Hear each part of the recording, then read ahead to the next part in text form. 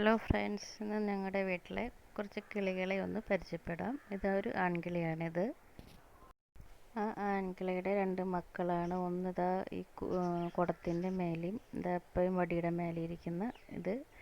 മറ്റേത് ഒരു പെൺകിളിയാണ്. വേറൊരു പെൺകിളി ഇത് കുടത്തിൻ്റെ ഉള്ളിലുണ്ട്. രണ്ട് പെൺകിളിയും 5 വീതം മുട്ടയിട്ടിട്ടുണ്ടായിരുന്നു. അതിലൊരു കിളി ചത്തു. അത് ഏതിലത്തെയാണെന്നറിയില്ല. അതിൽ 2 കുഞ്ഞതിഥികൾ ഇത് പുറത്തേക്ക് ചാടിയിട്ടുണ്ട്. അതായത് ഈ കൂട്ടിലുള്ളത് വെള്ളക്കിളിയുടെയും കുട്ടികളുമാണ് ഇതിലുള്ളത്. ഇപ്പുറത്തേൽ പച്ചയുടെ കുട്ടികളാണുള്ളത്. 2 കുടത്തിലും അമ്മക്കിളികൾ കയറിക്കുന്നുണ്ട്. രണ്ടാളിന്ന് കുഞ്ഞതിഥികൾ രണ്ടാൾ പുറത്തേക്ക് ഇറങ്ങിയിരിക്കുക. ഒരാൾ തനി മഞ്ഞയാണ്, ഒരാൾ അമ്മക്കിളിയുടെ പോലെ. അമ്മക്കിളിക്ക് പുറത്താണ് ഒരു നീല വരയുള്ളത്. ഇങ്ങാർക്കാണെങ്കിൽ അത് കഴുത്തിൻ്റെ താഴെയാണ് നീല വരയുള്ളത്. ഒരു കൂട്ടിൽ 5 കുട്ടികളും മറ്റേ കൂട്ടിൽ 4 കുട്ടികളാണ് ഉള്ളത് വിചാരിക്കുന്നു. ഇവർ രണ്ടാളാണ് പുറത്തേക്ക് ഇറങ്ങിയിരിക്കുന്നത്. എന്ത് രസമല്ലേ കാണാനായിട്ട്. ഇനിയുണ്ട് കുട്ടികൾ. അമ്മക്കിളി തല പുറത്തേക്ക് ഇട്ട് നോക്കുന്നു. അതിൻ്റെ ഉള്ളിൽ കുട്ടികളുടെ ഒപ്പം തന്നെ അച്ചൻകിളിയുണ്ട്. ഹലോ ഫ്രണ്ട്സ്, ആദ്യമായിട്ടാണ് ഈ ചാനൽ കാണുന്നതെങ്കിൽ സബ്സ്ക്രൈബ് ചെയ്യാനും ഷെയർ ചെയ്യാനും ലൈക്ക് ചെയ്യാനും മറക്കരുത്. അപ്പോൾ രണ്ടാളും അവരവരുടെ കൂടിൻ്റെ അടുത്ത് തന്നെയാണ്, കുടത്തിൻ്റെ അടുത്ത് തന്നെയാണ് നിൽക്കുന്നത്. വേറെ എവിടേക്കും മാറിപ്പോകണമെന്നില്ല. അപ്പോൾ എല്ലാവരും ഈ ചാനലൊന്ന് സബ്സ്ക്രൈബ് ചെയ്യാൻ നോക്കണേ. ഇനി നമുക്ക് നേരെ അടുക്കളയിലേക്ക് പോകാം. ഹലോ ഫ്രണ്ട്സ്, ഇന്ന് ഞാൻ കുറച്ച് ചാള മേടിച്ചിട്ടുണ്ട്. അതൊന്ന് വെറുതെ പുളി ഒഴിച്ചിട്ട് മുളക് വെള്ളം പോലെ വയ്ക്കാമെന്നാണ് വിചാരിക്കുന്നത്. അതിന് ഞാൻ ആദ്യം തന്നെ ചട്ടിയിൽ കുറച്ച് വെളിച്ചെണ്ണ, ഒരു 5-6 അല്ലി ഉള്ളിയും തൊലി കളഞ്ഞത് അരിഞ്ഞ് വട്ടത്തിലരിഞ്ഞത് ഉള്ളി മൂപ്പിക്കാനായിട്ട് വെച്ചിട്ടുണ്ട്. അതൊന്ന് മൂത്ത് വരട്ടെ. മൂക്കണ വരെ നന്നായിട്ട് ഇളക്കി കൊടുക്കാം. എൻ്റെ ഈ ചാനൽ ആദ്യമായിട്ട് കാണുന്നതെങ്കിൽ ഷെയർ ചെയ്യാനും സബ്സ്ക്രൈബ് ചെയ്യാനും കമൻറ്റ് ചെയ്യാനും ലൈക്ക് ചെയ്യാനും ഒന്നും മടിക്കരുത്.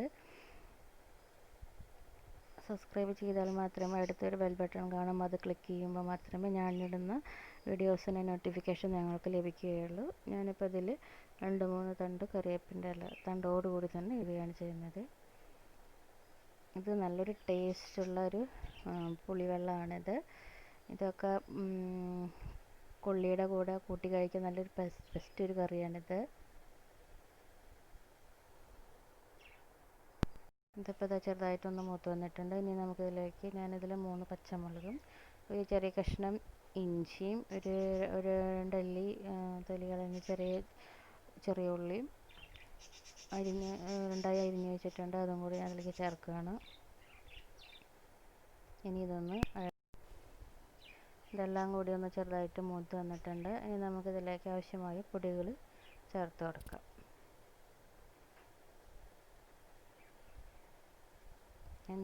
തീ ചെറുതാക്കി ഇട്ട് കൊടുത്തിട്ടുണ്ട്. പൊടികൾ ചേർക്കാൻ പോവുകയാണ്.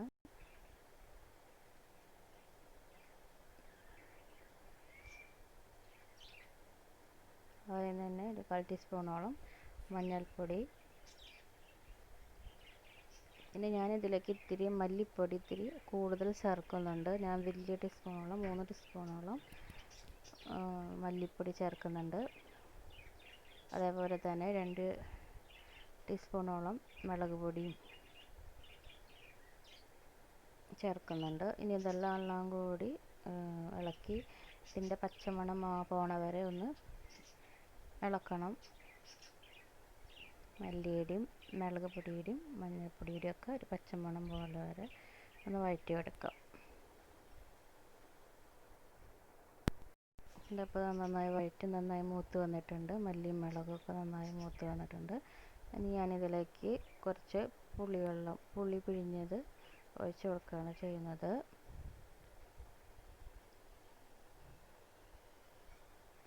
തീ നന്നായി ചെറുതാക്കി ഇട്ടിട്ട് വേണം കേട്ടോ അത് ചെയ്യാനായിട്ട്, അല്ലെങ്കിൽ അതെല്ലാം കൂടി കരിഞ്ഞു പോകും.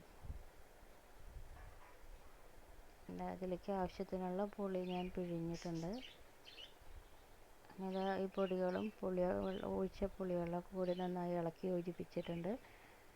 നിങ്ങൾക്ക് അധികം കട്ടി വേണ്ട, ഇത്തിരി ലൂസ് വേണമെങ്കിൽ കുറച്ചും കൂടി വെള്ളം ചേർക്കാം. അല്ല ഈ കട്ടിയിൽ മതിയെന്നുണ്ടെങ്കിൽ ഇതായിട്ട് ഉപയോഗിക്കാം. ഞാൻ കുറച്ചും കൂടി ലൂസാക്കി എടുക്കുന്നുണ്ട്.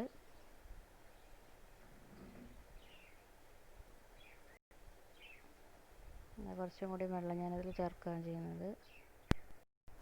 ഇനി ഇതിലേക്ക് ആവശ്യത്തിനുള്ള ഉപ്പും കൂടി ചേർത്ത് നന്നായി ഇളക്കി നല്ല തിള വരുന്ന വരെ നമുക്ക് വെയിറ്റ് ചെയ്യാം. ഇതിപ്പോൾ നന്നായി തിളച്ചിട്ടുണ്ടെങ്കിൽ നമുക്ക് മീനിൻ്റെ കഷ്ണങ്ങളിലേക്ക് ചേർക്കാം. ഇതെല്ലാവരും ഒന്ന് ഉണ്ടാക്കി നോക്കണം കേട്ടോ. നല്ല ടേസ്റ്റുള്ള ഒരു കറിയാണ്. പെട്ടെന്ന് നമുക്ക് നാളികേരമൊന്നും ഇല്ല എന്നുണ്ടെങ്കിൽ പെട്ടെന്ന് നമുക്ക് ഉണ്ടാക്കാൻ പറ്റുന്ന ഒരു മീൻ കറിയാണിത്.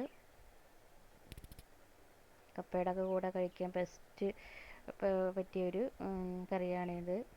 അപ്പോൾ ഞാൻ അതിലേക്ക് മീൻ ചേർക്കുകയാണ് ചെയ്യുന്നത്. ഇനി ഈ മീനും കൂടി ചേർത്ത് നന്നായി ഒന്ന് ഇളക്കി മീൻ വേവണ വരെ ഒന്ന് വേവിച്ചെടുക്കണം. ഇത് വേവട്ടെ.